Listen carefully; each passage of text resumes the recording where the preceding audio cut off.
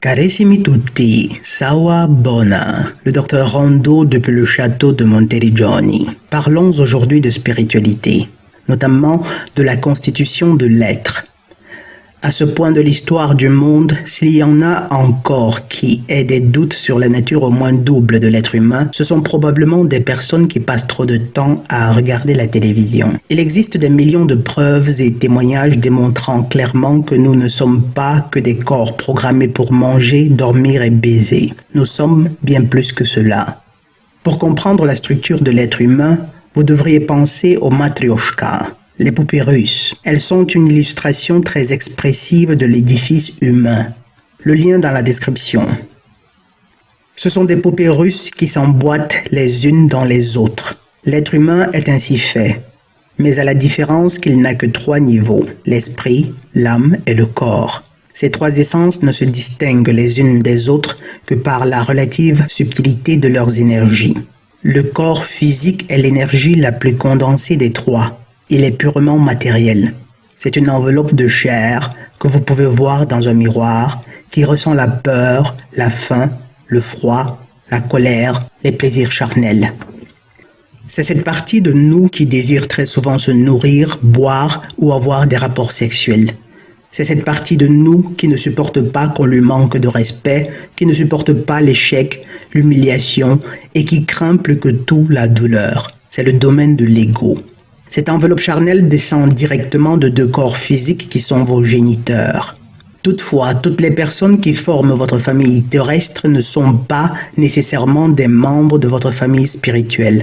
Avez-vous quelquefois remarqué combien de frères germains peuvent avoir des caractères diamétralement opposés? C'est des cas où 2 esprits de 2 familles spirituelles différentes ont dû ou ont voulu s'incarner dans la même famille physique.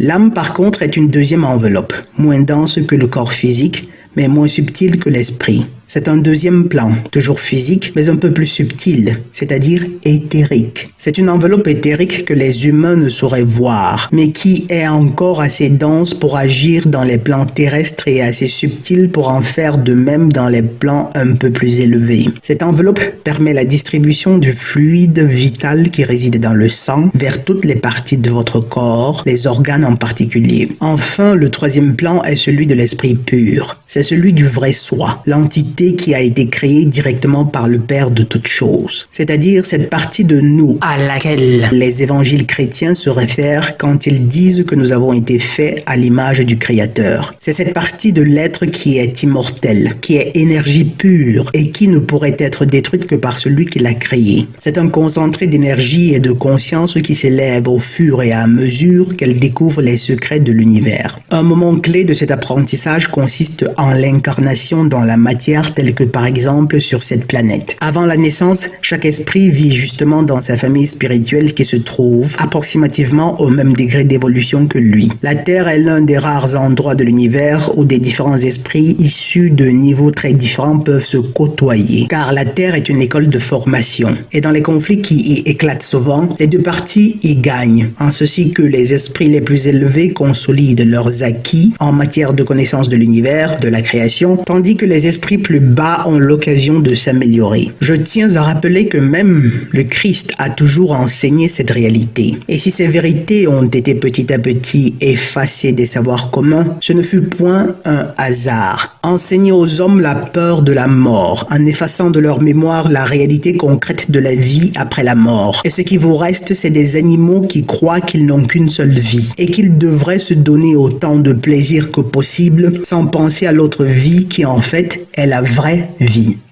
L'expression « on ne vit qu'une seule fois » est une vérité partielle qui, comme toute vérité partielle, a toujours eu plus d'effets néfastes qu'un mensonge complet. C'est en partie vrai parce que justement, l'esprit ne saurait occuper un même corps 2 fois de suite. Ou mieux, un corps une fois décédé est dissolu pour toujours dans la nature. Le concept de résurrection tel qu'il est prêché par tous les soi-disant groupes chrétiens est une autre de ces vérités partielles. La résurrection des corps est une énormité qui n'a que très peu de sens. Mais d'un autre côté, prétendre qu'on ne vit qu'une seule fois suggère, et c'est l'interprétation que la majorité en fait, qu'une fois que vous êtes mort, vous n'avez plus la possibilité de revivre, que c'est le néant complet, la fin de tout. Ce qui est absolument faux, croyez-moi. Car après chaque vie, vous avez la possibilité de revenir sur ce plan physique, mais dans un autre corps, quelquefois dans la même famille ou encore par la même mère. Nous sommes sur cette terre pour nous former, pour apprendre à devenir des personnes meilleures, ce qui n'est pas aussi abstrait que beaucoup tendent à prétendre. Vous n'avez pas besoin d'aller chez un magicien ou un voyant pour comprendre quelles sont les fautes que vous devez réparer dans cette vie. Tout ce que vous devez faire, c'est une introspection. Explorez vos faiblesses dans cette vie d'aujourd'hui et vous comprendrez en quoi consiste le travail d'amélioration qui vous incombe. À défaut, vous pouvez prêter davantage attention à ce que les autres pensent de vous. Écoutez les reproches que vos proches vous font si vous n'arrivez pas à avoir un regard détaché et objectif sur vous-même. Je le répète, notre but ultime sur cette terre, c'est d'apprendre par la souffrance et les difficultés à être de bonnes personnes, au mieux des esprits meilleurs. Comme le dit toujours le docteur Rondeau, soit nous souffrons pour nous perfectionner, soit nous souffrons de nos imperfections. C'est ça le but de l'incarnation des esprits dans cette double prison qu'est le système constitué non seulement par la terre mais aussi par nos corps. Nous vivons dans une double prison. La première prison est celle de la planète Terre et la deuxième est celle de nos corps matériels. Voilà, c'est tout pour aujourd'hui. Si c'est ma première vidéo que vous écoutez, je la considère une avant-première. Si c'est la deuxième, je veux encore être magnanime. Mais à partir de la troisième, vous avez le devoir de liker et de vous abonner, et si possible de partager. Mais par-dessus tout, rappelez-vous toujours, soit nous souffrons pour nous perfectionner, soit nous souffrons de nos imperfections. Depuis la tour du château de Monteriggioni, je suis le docteur Rondeau. Sawa Bona.